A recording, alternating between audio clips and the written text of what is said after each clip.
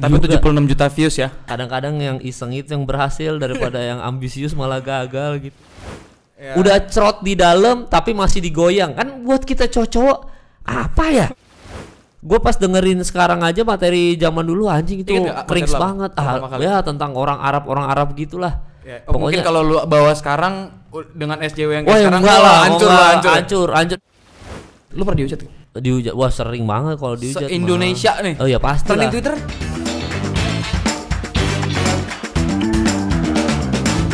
Nih, udah record. Oke, udah. Kemal Palevi. Siap. Gua harus di sini ngomong Aduh. Harus di sini ya. Tulisan audio teknika nih, siap. Harus gitu ngomongnya. Mal, lo sebenarnya apa sih, Mal? Gue bisa nyebutnya lo tuh apa sih? Lo stand up comedy iya, main film iya, direct film iya, jual sepatu iya, jual taichan iya, tiba-tiba musik pang-pangan iya di YouTube. Udah regular podcast YouTube, Spotify iya. Jadi si level di media iya. Bener. Bikin media sendiri iya. Bener. Jadi lo tuh apa sih? Gue itu adalah orang sukses. Gampang banget ya.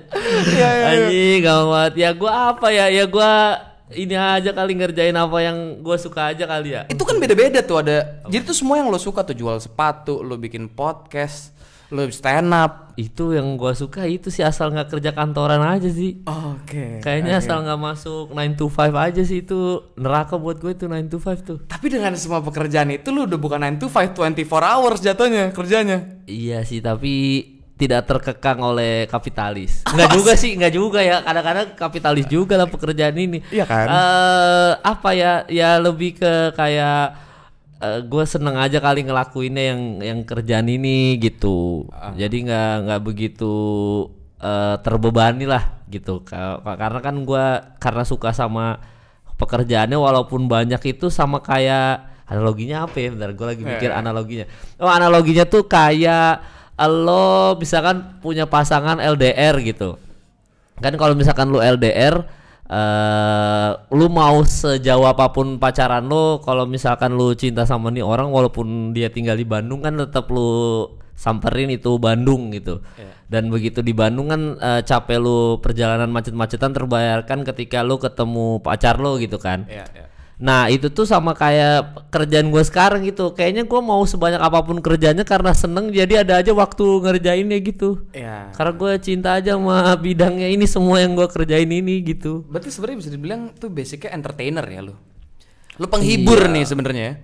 Ya kalau malah tadi entrepreneur itu, kalau yang sepatu sama taichan mah ada entrepreneurnya lah. Iya, jadi ya sebenarnya emang gue kalau biasa bahasa universalnya seniman aja sih kayaknya. Seniman aja ya. Ya udahlah, pokoknya ya bikin apa aja yang berdasarkan mood dan hati aja sih. Tapi dari semua hal nih, hampir rata-rata lo tuh entar muncul di mana lo bikin media sendiri apa segala macem, lo tuh suka banget ngeritik pemerintah. Lo tuh sakit hati banget sama pemerintah, kenapa sih, Bang? Enggak lah, kan gua milih Pak Jokowi. Anda kamera gua Pak Jokowi. Jadi tidak mungkin saya sakit hati. Tapi apa ya? Enggak, itu keresahan umur gua sekarang aja kali ya. Maksud gua kalau berkomedi kan gua komedian ya. Jadi kalau berkomedi tuh kayaknya makin kesini keresahannya itu makin nambah umur, makin ini aja sih, kayak udah nggak bisa bahas relationship lagi kayaknya. Nggak ke situ komedinya gitu, nggak kayak komedi ngomongin ya, observasi sih masih kadang-kadang ya. Cuman memang keresahannya itu makin kesini pemerintahan aja, dan kebetulan banyak hal yang janggal-janggal aja harus diangkat gitu. Yang harus diangkat dan lucu untuk diangkat ya? Selalu lucu. ada aja lah maksudnya kan. Kalau prinsip komedi itu kan yang jelas tragedi puncak tertinggi tragedi itu kan komedi gitu. Jadi kalau menurut gua negara ini lagi banyak tragedi yang luar biasa aja. Jadi puncak tertinggi tragedi itu komedi, puncak tertinggi komedi tragedi gitu. Kebalik aja. Jadi karena banyak tragedi akhir-akhir ini, jadi menurut gua puncaknya adalah komedi gitu. Jadi ya apa tragedi yang paling lucu buat lo? Yang paling bisa dibikin komedi buat lo? Aduh, tidak ada. Saya cinta negara ini. Apa ya? Ya banyak lah pokoknya pasti yang lagi nonton juga netizen yang lagi nonton sekarang. Gue juga yakin bahwa banyak lah tragedi-tragedi yang lucu-lucu lah menurut kalian itu kayak kok bisa ada kejadian kayak gini di negara ini pasti ada lah dan itu berita sudah viral juga ya jadi berita yang viral otomatis udah pasti kalau kita ngerasa janggal satu Indonesia ya itu udah pasti komedi sih. Ini kalau ngomong-ngomongin berita dan lucu ya, lu tahu berita yang baru gak sih? Bjorka. Oh yang pas lagi ini ya lagi ini kapan tayang ini? Minggu depan mungkin. Oh iya berarti pas minggu ini ya Bjorka ya. Bjorka kan dia dia katanya lagi mau nyerang Pertamina gitu. Katanya menyerang pemerintah lah kita bisa bilang kayak gitu. Dia lagi gembor-gembor banget nyerang pemerintah gitu. Lu tuh Bjorka ya jujur. Iya sebenarnya saya adalah langsung ada bin nih datang nangkap gua langsung ada enggak lah gua yang intinya sih sebenarnya gua gimana ya Bjorka ini ya itu salah ya maksudnya itu perbuatan ilegal lah ya cuma ini kayak gua nggak tahu ya kalau kita ibarat aja kalau kita lagi ada di series Netflix nih sekarang atau enggak kayak ada filmnya Leonardo DiCaprio sama Tom Hanks tuh yang Catch Me If You Can itu itu kan Leonardo DiCaprio-nya adalah penjahat ya penjahat dia tukang tipu jago banget dia memalsukan segala macam dia jago tapi kan endingnya dan ini true story lagi Leonardo DiCaprio itu yang karakter yang diperankan Leonardo DiCaprio akhirnya kerja buat polisi gitu. Si karakter itu dan dia akhirnya yang ngecek semua pemalsuan data karena dia ahlinya dia jagonya dia yang paling jago dia dipekerjakan di bidang itu untuk pemalsuan dan akhirnya bermanfaat untuk kepolisian Amerika Serikat lah intinya kayak gitulah. Nah itu menurut gua kayaknya tuh hacker-hacker yang jago-jago ini tuh ya banyak lah hacker jago kayaknya di Indonesia ya menurut gua ya. Kalau kemarin sih keresahannya orang-orang ya kenapa nggak dipekerjakan aja kayak Bjorka ini sama Kominfo. Ya kalau gajinya gede nggak mau. Sebulan se-M gitu ya? Iya mau lah pastilah dan menurut gue itu penting lah masa kalau kata berita kan itu hoax ya yang katanya dijebol dokumen kepresidenan itu katanya hoax tapi kalau itu ternyata benar dan itu tembus. Ya kali gitu maksud gua segampang itu sama hacker Indonesia pula kayaknya bukan segampang itu atau dia sejago itu sebenarnya? Ya sebenarnya hacker itu jago-jago emang gitu. Tapi kalau lu bener ininya nggak akan bisa ditembus juga sih. Berapa banyak sih negara di dunia ini yang pasti ingin ditembus sama hacker. Masa negara Bulgaria pemerintahnya nggak mau ditembus hacker Bulgaria gitu pasti ada lah gitu ya kan. Bener, jadi ya dan dari berita di seluruh dunia pun yang tembus ya di beberapa negara itu bisa dihitung pakai jari kan. Termasuk kita Indonesia gitu. Jadi menurut gua itu termasuk kalau itu benar bukan hoax ya berarti termasuk yang gampang dijebol aja sih. Iya benar. Gitu. Jadi ya udah makanya Bjorka harusnya dipekerjakan. Nah, tapi kalau soal politik lagi, kayak lagi soal politik bukan gua sekarang jadi bahas politik juga, cuma kan komedi itu kalau kata SJW Twitter ya. Komedi itu lebih baik menyerang yang atas daripada menyerang orang yang bawah yang tidak punya kekuatan kayak difabel atau apapun itulah yang lemah-lemah perempuan menurut ini apa namanya Twitter itu jangan diserang lah mereka ini gitu. Mereka lagi adem-adem tapi kan kita komedi yang baik katanya nyerang ke atas. Ya gitu-gitulah pokoknya. Kan itu Twitter tuh banyak lah hal-hal yang kita anggap semua SJW benar lah ya. Ya, saya menganggap semua SJW benar, mang anjing SJW ini ya. Tapi ya kadang-kadang tuh omongan mereka itu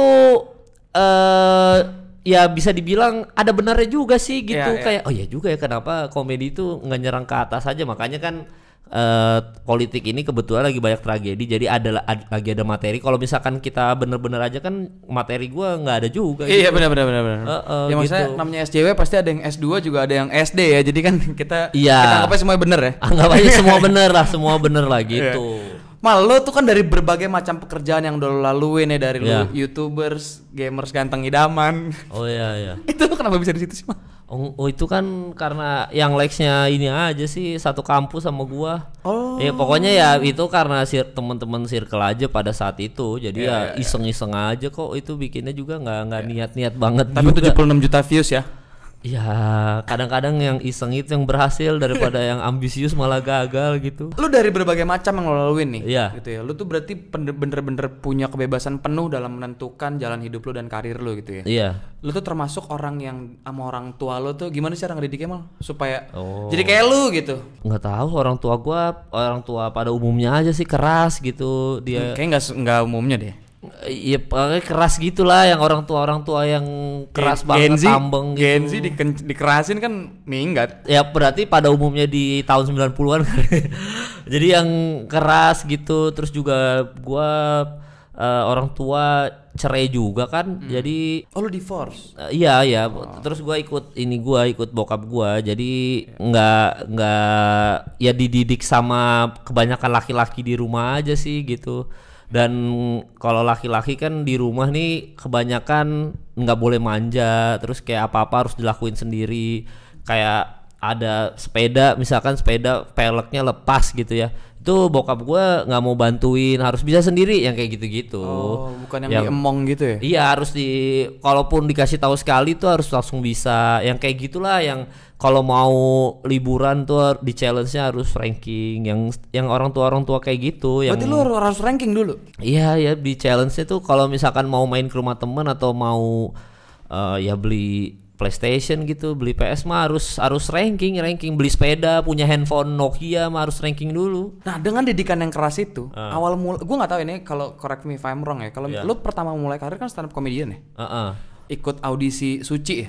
Iya. Ikut audisi Suci. Dengan bokap lo yang keras, terus lu pertama kali ngomong, "Pak, iya gue stand up comedian" gitu. Itu lu gimana coba cara memulai lu? Bokap gue lebih kalem, lebih bebasin ke gua aja. Yang penting gua mah seneng aja ngerjainnya. Justru yang nggak bolehin kayak gitu tuh nyokap gua, yang lebih strict lah. Terus lu gimana tiba-tiba akhirnya lu memutuskan gue kayak mau coba stand up comedy? Ya itu ya, kalau stand up comedy tuh sebenarnya agak panjang ceritanya sih, karena kan gua IKJ pun gua masuk IKJ itu nggak ngomong sama nyokap gua. Jadi emang diam-diam aja, karena waktu itu memang gua kuliahnya masih di Surabaya, teknik informatika dulu kan. Nah pas gua masuk IT, gua nggak nyaman aja sih kayak lu sempat kuliah IT? Sempat di Surabaya lagi, malah bukan di Jakarta. Jadi gua kuliah di Surabaya. Terus pas gua kuliah di Surabaya itu gua ya kayak nggak nyaman aja sama hitung-hitungan lagi, matematika, fisika gitu, pemrograman gitu. Terus kayak gua mikirnya nggak mau masa depan gua tuh jadi gimana? Itu kan keinginan nyokap gua ya masuk IT ya. Dan gue tuh mikirnya pas kuliah di situ, wah berarti masa depan gue sampai gue meninggal dunia mah jadi teknik informatika, kerjanya di IT lah depan gitu. Depan komputer terus. Nah itu gue ngerasa di situ bukan keinginan gue banget untuk gue kerja di depan komputer seumur hidup gue sampai gue meninggal gitu. Ya. Sampai semester berapa tuh akhirnya lo ke gap? Semester 6 lah. Ke gap tuh? Baru. Terus nyokap lu? Ya marah-marah aja lah, maksudnya yang kayak ngamuk-ngamuk orang tua aja sih, yang maki-maki orang tua. Ya orang tua aja, gimana sih, marah-marah lah. Tapi kan jauh jadi juga. Jadi apa kamu? Ya standar gitulah, pokoknya mau ya udah nggak usah dibiayain lagi kuliahnya, bablas segala macam, yang kayak gitulah standar. Nah di situ di semester 6 itu gua ikutan stand up juga tuh di situ. Lu masih semester 6 waktu itu ya? Masih semester 6, mau semester 7 mau skripsi gua. Kan gua di DO pas mau skripsi. Lu DO di IKJ? DO gua. Semester 8 awal. Gara-gara nilai jelek? Bukan, gara-gara gua banyak izin syuting. Jadi dari stand up comedy itu kan itu typing ya? Banyak tapping. Iya, banyak tapping kan. Gue itu juga karantina kan. Stand up comedy itu karantina. Di era gue karantina gitu. Jadi ya udah, maksudnya semester 7 tuh udah mulai banyak renggang-renggangnya tuh pas masuk semester 8 awal tuh lagi banyak syuting film tuh anak-anak stand up tuh.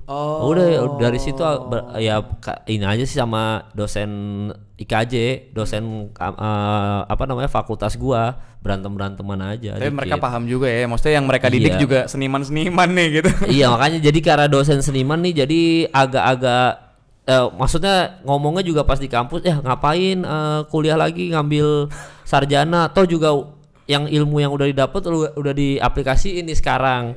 Digitu-gituin kan. Jadi gua kayak Jadi malas-malasan juga sih. Jadi gelarnya nggak gua kejar jadinya sarjananya. Berarti lu sekarang nggak ada gelar sarjana ya? Nggak ada. Justru teman gue yang gelar sarjana sekarang pada jadi dosen.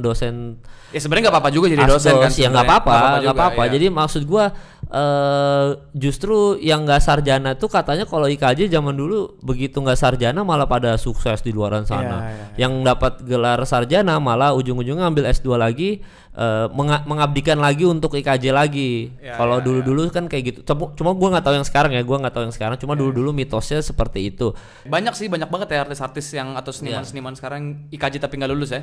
Ya ada beberapa. Ada yang lulus juga, ada yang ambil S2 juga. Cuma rata-rata memang kalau lu mau ngajar lagi di IKJ ya lu harus ngambil S2-nya kan. S2 IKJ juga gitu. Nah, lu berarti stand up comedy tuh bener-bener ibaratnya gerbang pertama lu nih. Bisa sampai lu lu terkenal lah di Indonesia gitu. Lu bisa sampai seterkenal ini gerbang pertamanya. Stand up. Lu pernah rencanain itu nggak? Maksudnya saat lu stand up, anjing gue stand up nih supaya gue bakal jadi terkenal kayak sekarang nih. Gitu. Enggak, dulu tuh ikut stand up juga gue kebetulan tuh karena lagi ujian monolog di kampus gitu sih. Gue Kucing Hitam namanya, pasti tau lah karyanya Edgar Allan Poe. Jadi gue harus ngapalin naskah 9 lembar tuh, harus acting di depan kelas gitu ya. Dan itu ujian kenaikan semester 7. Nah pas semester 6 itu gua sama teman-teman gua anak teater yang lain gitu ya, kita tuh pergi ke komedi cafe sebenarnya cuma buat latihan ngomong sendiri aja supaya nanti pas ujian kita udah biasa ngomong di depan orang banyak aja. Nah kebetulan pas di situ lagi ngumpul aja semua orang Kompas TV, Metro TV.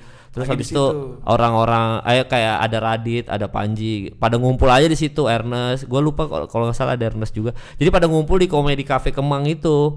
Ya udah dari situ kayak semacam jadi scouting aja sih sana, dan gue juga kaget ternyata lagi rame banget. Jadi itu benar-benar nggak ada yang tahu ya lo lagi iseng. Nggak ada. Orang gua pusat-pusat stand up comedy lagi pada nongkrong. Iya pada nongkrong. Terus gua juga menurut gua sampai materi gua nggak lucu-lucu juga kok. Ya maksudnya gua pas dengerin sekarang aja materi zaman dulu anjing itu cringe banget. Ya tentang orang Arab gitulah. Mungkin kalau lu bawa sekarang dengan SJW yang sekarang hancur dan nggak akan lucu juga sih. Kalau di zaman itu tuh karena stand up comedian masih sedikit, referensinya masih sedikit, segitu tuh kayaknya lucu lah gitu. Tapi komedian sekarang kan stand up comedian gila, setiap LPM-nya setiap berapa menit ger terus kan. Ya jadi cupu aja itu materi pada zamannya gitu. Sebenarnya kayaknya stand up comedy sekarang tuh lebih challenging tau. Iya, karena udah banyak. Iya enggak, karena lebih banyak yang ngelawan gitu. Lu salah dikit lu di cancel seluruh Indonesia gitu. Iya banyak. Emang kan dulu waktu zaman stand up, jadi stand up comedian paling berat kan di Indonesia. Yang paling berat ya. Ya Louis CK nggak mungkin bisa stand up di sini. Nggak mungkin dah itu Louis CK. Terus Ricky Gervais udah nggak mungkin udah bisa stand up di Indonesia, udah pasti. Udahlah pasti cancel culture. Si siapa? Aduh gue lupa lagi yang India itu, gue lupa namanya, terkenal pernah kesini juga. Anjing gue lupa lagi, udah lama banget. Itu juga dia, kalau dia kan ngebawa rasnya dia kan, masalah India. Dia juga ngomongin tentang orang Arab teroris segala macam. Wah itu udah pasti kalau dia jadi stand up comedian di Indonesia udah pasti hancur. Siapa gue lupa anjing, pokoknya yang nonton tau lah. Ada yang orang India itu tuh, gue lupa. Pernah ke Indonesia 2 kali apa kalau nggak salah. Lucu banget sih emang. Dari proses lu berkarir nih, lu pernah semiskin apa Mal? Sebenarnya kalau kayaknya tuh pas kan lu ngelawan orang tua nih, harusnya disuruh kuliah IT, lu malah jadi seniman nih. Gue memang orangnya, misalkan gue dapat uang banyak gitu ya, gue juga kadang-kadang gue pakai untuk keperluan kayak beli laptop atau beli handphone yang kayak, atau beli PS. Jadi yang buat nyenengin diri sendiri kan. Jadi gue takarannya itu nggak tahu kalau semiskin tuh semiskin apa. Cuma memang kayaknya pas menuju pandemi itu era-era di mana tuh ya, panggung nggak ada. Era-era di mana kayaknya kita semua hidup susah dah. Iya kan, jadi itu lu kayaknya awal mula ngevlog apartemen lu di situ ya? Iya pokoknya ya nggak ada ngapa-ngapain.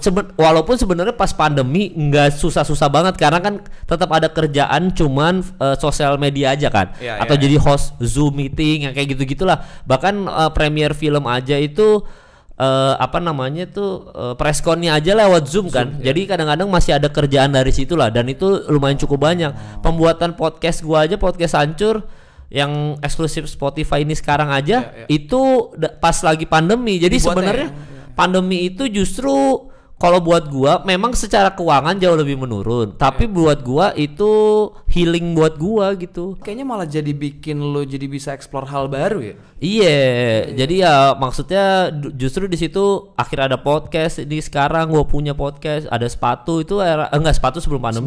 Sebelum. Jadi itu bener-bener buat gua healing aja. Netflix yang belum pernah gua tamatin akhirnya gua tamatin. Jadi semacam healing lah, ngevlog. Jadi ngomong-ngomong sendiri depan kamera, belajar public speaking. Jadi gue lebih mengasah kayak gitu sih pas era pandemi ya. Cuma memang sebelum pandemi itu gue sempet kayak mau beli apartemen gue yang sekarang. Cuma ternyata gue nyadar bahwa uang itu nggak pernah gue tabu gitu dong sih. Jadi gue kayak ada 1 minggu kayak bener-bener nggak ada uang sama sekali. Tapi uangnya baru ada ya. Lu tau lah kalau kayak gue pasti termin ya. Uangnya itu baru ada minggu depan dilunasin. Cuma kayak gitu doang. Tapi ada uangnya, cuma belum dikasih ke gue. Jadi itu gue nggak tahu itu jatuhnya yang kata lu semiskin apa itu sih. Itu doang sih yang ini. Jadi dari situ gue malah nyadar harus nabung. Soalnya gue lihat YouTube lo yang sama stand up comedian juga. Popon, oke. Bukan yang sebelum itu. Arif Brata. Itu kan dia juga chaos kan sebenarnya. Cuma pas pandemi dia bikin yang di TikTok itu kan. Iya. Dia bikin Akademi FYP kan. Iya, artinya seniman tuh banyak banget kecekek parah kan sebenarnya. Ya justru bener. Tapi pas pandemi tuh justru kayak relaksasi buat gue sih, untuk gue mikir. Lo pribadi ya. Untuk 10 tahun ke depan ngapain lagi. Udah tahu tuh lo. Ya udah pasti ya kita bukan rencana well plan gitu, cuma yang kayak di pikiran kita aja. Pengen jadi apa lu 10 tahun? Iya 10 tahun lagi. Ya sebenarnya gue 10 tahun lagi memang goals gue adalah gue punya kantor sendiri aja sih, kayak Mbak Najwa Shihab gitu. Lu aneh-aneh aja nih Mal. Lu gak mau kerja kantoran 9 to 5, lu bikin kantor buat orang-orang kerja 9 to 5. Iya enggak kan kantor gue pun kantor yang lu bisa datang pakai celana pendek, kayak yang lebih kalem, lu datang ngedit doang terus habis itu pulang. Jadi memang tujuan gue ya gue kayak punya narasinya itu sendiri sih, media lo sendiri ya. Sebenarnya udah ada sekarang sebenarnya ada sebenarnya, cuman gue yang lebih skalanya itu investor, udah kayak gitu-gitu, investor masuk udah yang besar aja sih. Emang goalsnya itu adalah gue bisa meng-create media sendiri sebesar kayak Kompas atau Detik yang kayak gitu. Emang itu goalsnya ke situ. Cuma sekarang gue jalannya ngikutin tracknya aja, kayak misalkan Mbak Najwa Shihab aja kritis lah ya, dia juga seorang host yang bagus, yang baik gitu. Gue juga sekarang belajar jadi host juga, tapi tetap berkomedi. Terus ya udah belajar bikin media tuh gimana, risetnya apa segala macam. Memang goals gue adalah akhirnya gue punya kantor sendiri, tapi skalanya udah bukan skala rumahan atau enggak gitu lagi. Udah yang bener, udah yang proper gitu, yang kayak gitu sih. Lo kan maksudnya dari semua, berarti ujung-ujungnya lo mau ke arah situ ya? Ada arah ke situ lah. Iya, dan tetap production house juga di situ. Lo ngomongin Najwa Shihab, maksudnya gue kalau ngomongin nama orang besar gitu ya, pasti nggak lepas dari dia pasti pernah dihujat. Oh iya. Sih? Maksudnya orang besar tuh pasti pernah, even Deddy Corbuzier tuh segede itu pun pasti dihujat. Lo pernah dihujat? Dihujat, wah sering banget kalau dihujat. Indonesia nih. Oh iya pasti lah. Trending Twitter? Gue nggak tahu kalau trending Twitter, cuma kalau dihujat satu Indonesia zaman gue 2015 apa 2016 itu era-era dihujat habis-habisan. Karena kontroversi aja. Maksud gue pernah bikin materi stand up JKT48, tapi ternyata materi off airnya itu bocor on air, dimasukin ke YouTube. Ya udahlah, itu kan materi itu kan memang bener-bener, wah itu mah materi caur aja sih, ngomongin member JKT sehancur itu, emang kacau aja. Terus gue pernah bikin prank sama David Beat. Dulu pernah nanya ukuran BH gitu ceritanya. Dan itu challenge dari netizen, dan begonya gue adalah ternyata gue lupa briefingin editor gue bahwa di situ semuanya ditayangin, termasuk ada ternyata anak di bawah umur. Gitu doang. Jadi itu kasus. Terus yang ketiga itu pemain bola. Ada pemain bola udah terkenal juga, dan ternyata pemain bola ini adalah pemain Persib. Dan gue Jakarta gitu doang. Oh. Dan itu rame banget, itu mau viral banget gitu. Itu yang paling viral pemain bola sih yang paling viral ya. Iya. Lu kan di TikTok nih bikin kontennya yang Iya. sering banget yang nanti nangis gitu. Iya. Pernah diujat gak kira-kira itu? Pernah, itu Mas SJW Twitter pasti kenal lah. Dianggapnya pelecehan. Dianggap mereka pelecehan dan dianggap mereka itu kayak rap joke gitu justru. Tapi ya itu kan terserah mereka menginterpretasinya kayak gimana ya. Tapi masih lo lakuin kan? Udah enggak sih. Tapi ya maksud gua itu pun gua lakuin karena banyak menurut gue ya banyak perempuan-perempuan yang mungkin yang bisa dilabelin sama anak TikTok jamet-jamet lah gitu ya. Banyak perempuan-perempuan yang memang kontennya juga secara nggak sadar sebenarnya mempermalukan kaum perempuan itu sendiri gitu. Iya, jadi yang gue komentarin itu bukan perempuan yang semuanya gue bikin nanti nangis, enggak, tapi yang memang menjurus ke arah bikin kita para cowok-cowok berpikir yang enggak. Iya, maksudnya mereka bikin konten itu emang eksplisit juga kan konten. Misalkan kayak gini, udah cerot di dalam tapi masih digoyang. Nah, itu kan memang kita kan pikirannya mungkin aja makan onde-onde kali, makan apa itu tuh onde-onde sih. Iya, apapun yang udah pisok meler. Iya, mungkin pisok bisa aja kan sebenarnya. Nah, gue juga ngomong nanti nangis kan bukan nanti nangis di EW, nggak ada kayak gitunya kan. Jadi dia main abu-abu, gue main abu-abu juga. Udah cerot di dalam tapi masih digoyang. Kan buat kita cowok apa ya? Udah cerot di dalam tapi masih digoyang. Ya gue cuma bilang nanti nangis, maksudnya adalah ya gue cuma bilang aja udah kalau ya itu abu-abu ketemu abu-abu aja. Yang gue komentarin kan rata-rata yang kayak gitu kan. Yang ada perempuan berhijab cipokan tuh. Dan itu direkam dan itu ada di TikTok gitu. Itu kan maksud gue kaum perempuan yang bikin malu kaumnya sendiri gitu loh. Maksudnya banyak yang orang tuh nggak mengira konten TikTok lu kan kayak gitu. Iya. Maksudnya ini buat yang tahu juga, maksudnya sebelum kesini bahkan lu terlambat gara-gara sholat dulu gitu. Maksudnya ya cuma artinya gini, artinya banyak orang menilai dari konten TikTok lu doang gitu. Sebenarnya yang mau lu sampaikan adalah ya lu bikin konten ngapain kayak gitu. Iya kan? Sebenarnya itu, tapi dengan cara ya gua kan nggak mungkin kayak goblok lu bikin, nggak mungkin dong. Atau harus tetap berkomedi, abu-abu ketemu abu-abu, dilawan abu-abu. Jadi cuma memang kalau di Twitter bolanya terlalu liar aja. Jadi orang interpretasinya oh ini rap jokes nih apa segala macam. Enggak, gue cuma itu tuh nanti nangis pun secara pengertian banyak aja. Nanti nangis kalau kontennya dilihat orang tua, lu dimarahin di rumah atau enggak. Nanti nangis kalau cowok lu marah-marah, ngapain bikin konten aurat begini-begini, kamu bikin malu aku aja sebagai pacar. Kan banyak hal lah, terus diputusin, terus dia galau, terus dia nangis. Jadi banyak hal, atau bahkan yang lebih ekstrim lagi kalau di TikTok mungkin nanti nangis setelah mungkin ada kejadian sama pacarnya terus dia hamil di luar nikah atau apapun itu. Justru itu sebagai reminder, pengingat aja bahwa lu daripada nanti nangis mending lu bikin konten memang yang bener aja, nggak usah yang mancing-mancing juga. Sebenarnya gitu aja sih. Cuman narasi di Twitter tuh udah terlanjur Oh iya, gitu biarin aja kalau itu sih gua nggak ada masalah. Buktinya itu konten nggak sampai viral nasional kan. Cuma beberapa segelintir SJW aja lah yang komen-komen, dan itu gua nyadar bahwa biarin aja, ini mah bukan dia, mereka nggak ngerti aja gitu. Lu pernah sampai kayak terbawa sampai ke kasus hukum nggak? Maksudnya ke undang-undang ITE atau ke mana? Nggak pernah sih. Dihujat netizen aja. Digerebek polisi gitu. Nggak pernah. Gua untungnya sampai sekarang tuh nggak pernah yang berhubungan sama hukum. Karena gua tahu jalur itu dari stand up comedy. Yang melanggar batas yang mana. Justru yang gua adalah yang kayak gitu-gitu, yang dihujat SJW. Karena lu mainnya di abu-abu. Iya, itu aja. Karena gua mainnya di abu-abu banget. Kalau yang supporter bola itu emang gua ngata-ngatain pemain bola timnas Indonesia itu. Jadi emang gua nggak pernah berurusan sama hukum, tapi justru sama supporter bola sama SJW aja. Itu pun cuma ya karena pas lagi main di abu-abu aja. Sisanya kalau udah nggak main di abu-abu mah sampai sekarang mah aman-aman aja kan. Nggak ada masalah gitu. Dan itu rata-rata SJW-nya perempuan ya? Ada cowok juga, ada cowok, ada cewek juga. Maksudnya ya SJW aja sih yang terkenal di Twitter ini aja sih. Tapi memang gua nggak seberani Popon ngomongin feminisme. Karena gua tahu bahwa banyak perempuan juga di lingkungan gua. Jadi gua nggak sefrontal itu. Gua juga nggak pernah kayak Uus bercandain soal Habib atau Ustadz gitu. Jadi gue nggak pernah kayak gimana ya, nggak pernah. Gue tahu ranah itu tuh ranah yang terlalu itu nggak abu-abu lagi gitu loh.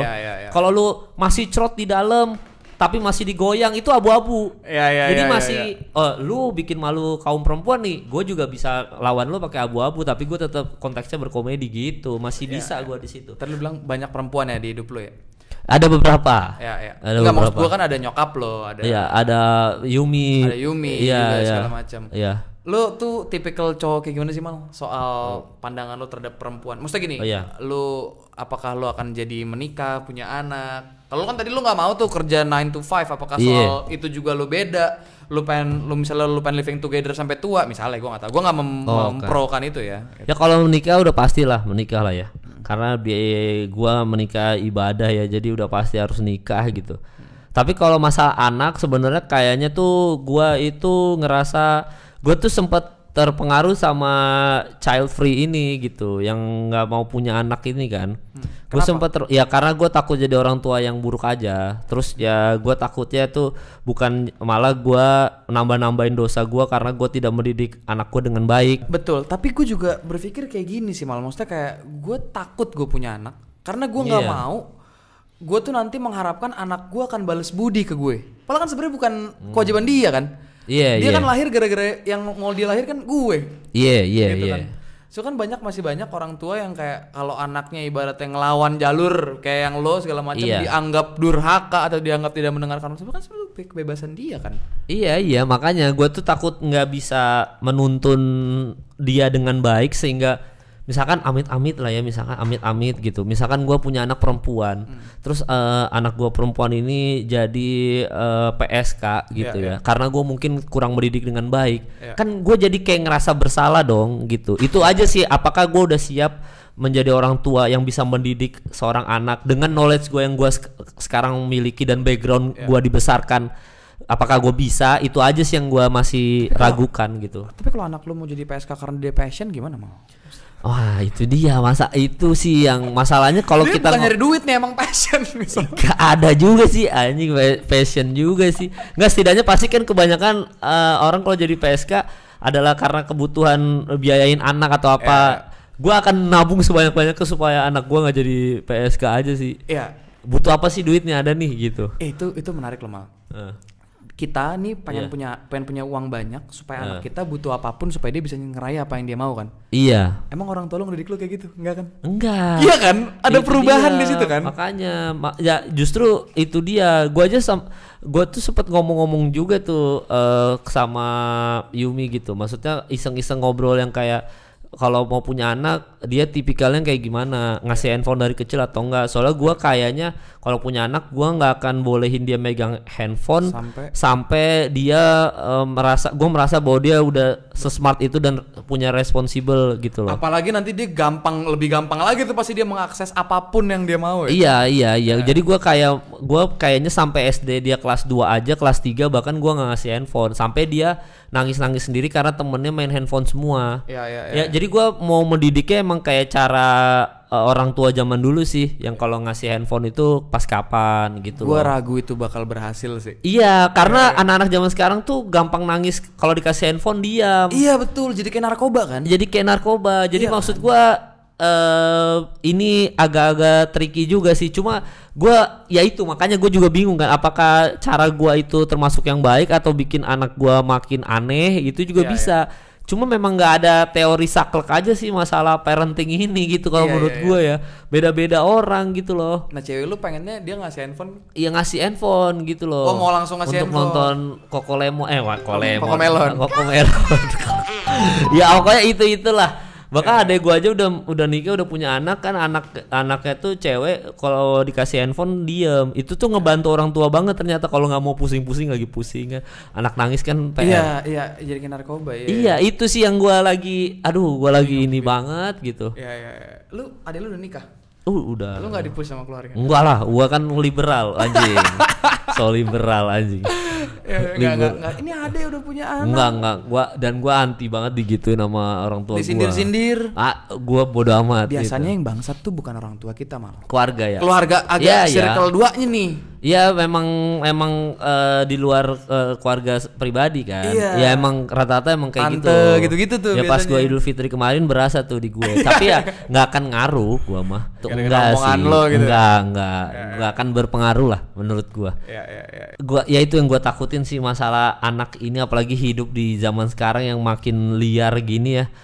Itu sih yang bikin child free itu cukup mengganggu gua gitu loh. Gua mikir membuat juga cuma perubahan pola pikir. Iya, apalagi kan anak kalau udah gede dia akhirnya merantau sendiri, dia punya keluarga sendiri, ujung-ujungnya mah kita tua sendiri lagi. Iya. Bahkan kebanyakan anak malah nggak peduli sama kita, ditaruh di panti asuhan